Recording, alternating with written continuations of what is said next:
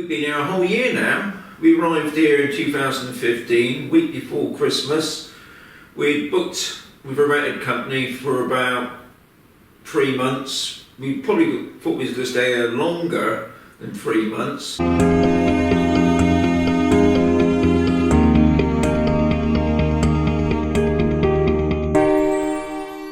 So in January we booked with a couple of agents. We went out on the first day, and I think by midday, the last house that we looked at, we just fell in love with it. That was it. We went back to the shop, we sat down, we paid the deposit, and as we paid the deposit, the lady actually booked to see the place. Sorry love, it's just gone. So we've been here. So in February we moved into our new villa. In March our gear from the UK turned up, and then the wife and I had gone back during April and May to sell our cars, because we had 2 English cars obviously, and we wanted to get a Spanish car because we're going to live here, so obviously question really, wasn't it? So we got ourselves a Spanish car. When we first arrived, the first thing that we got straight away was that NIE number. Now that NIE number is the most important thing you're going to need when you come to Spain, because without that you can't get a lot of things. Because also we needed a bank account, a Spanish bank account, we needed to buy the car, that also needed to be an NIE number. We've sorted out our private health insurance because we're not of age yet.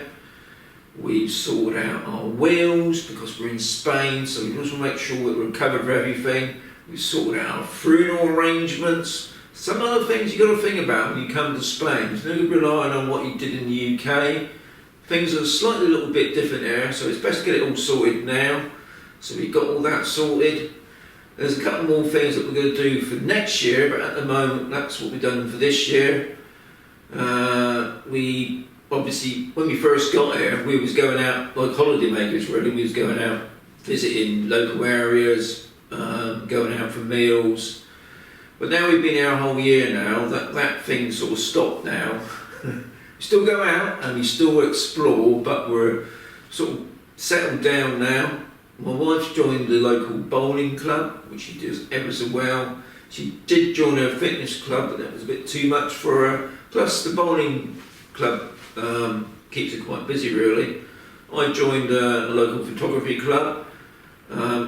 If you've been following my vids, you probably know I go out a lot with my drone. I also do a lot of drone flying, I also do a lot of exploring around, walking with my dog. Did we learn much Spanish? Unfortunately, at the moment, not doing very good on the Spanish yet. I did try and go to a Spanish class, but I just found it too difficult. My wife has been a couple, but she's found it difficult as well, so we hopefully next year we're going to settle down and crack on with that.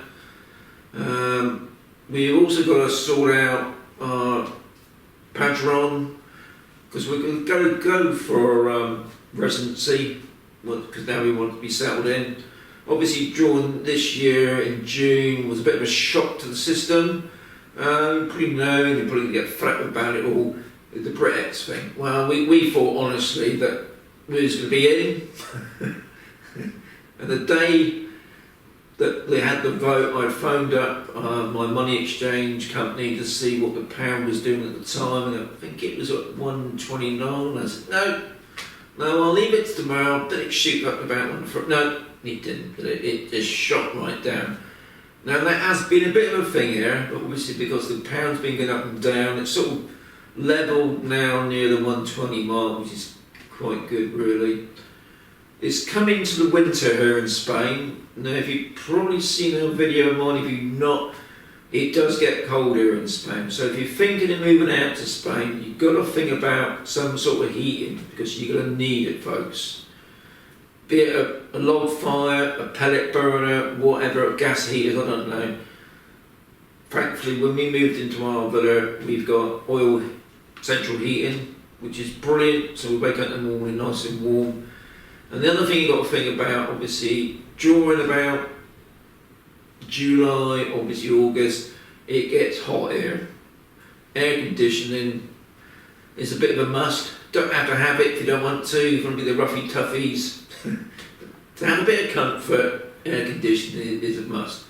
Now, electric here, I would say it's about the same as the UK. And we did notice, obviously, during the summer months, the electric virtually doubles what we've been using during the sort of the colder months. Because obviously we've got the pump on for the swimming pool, the pool's on most of the time. Obviously the air conditioning heats up, yeah, and it virtually just doubled what we ever been using. And it's nearly the same with the water. Obviously you have to keep topping up the pool, obviously watering the plants. Obviously it's not going to be the same for everybody. This is the problem. It's very difficult to try and explain how Spain is in the sense of what's it going to cost, because depending on where you want to live and what you want to do, it's also going to depend on the size of property you want to buy. So I can't really give you any facts and figures on that, because where we are, it does get hot, so we're obviously going to use a lot of power. Other things like food now, I would say it's quite reasonable. I wouldn't say it's that cheap, but it's reasonable. I mean, obviously veg is really good. I mean, just looking around, I mean, I think we've been relying on supermarkets this year, and I think next year we will probably be going more into the markets, looking for better deals, because we're still just feeling ourselves around. So next year, which is coming up very shortly now, we've already said that we're going to go for our Mazarrón, and then we're going to go on to progress to get our residency. I've got to renew my passport. We've also got our car, because the new car that's coming up for its first ITV, which is a bit like a MOT that you do in the UK. We had a few problems with, because we can't speak Spanish, communication is a bit of a problem sometimes, and where we are at the moment, it's mostly an Expat area, so most of the shops here do speak English, but as you go further out, or you're trying to sort something out medically, or you want to get your eyes sorted, you will have to go into a Spanish place, and they don't speak English very well, which is understandable. Well, we get by. Obviously you can use Google Translate. That's what we do now. We write it all down and then we translate it and have that written down as well and give it to whoever it is, where I am, and obviously the area. And like I just said, if you want me to do something specific, just ask. So, bye for now.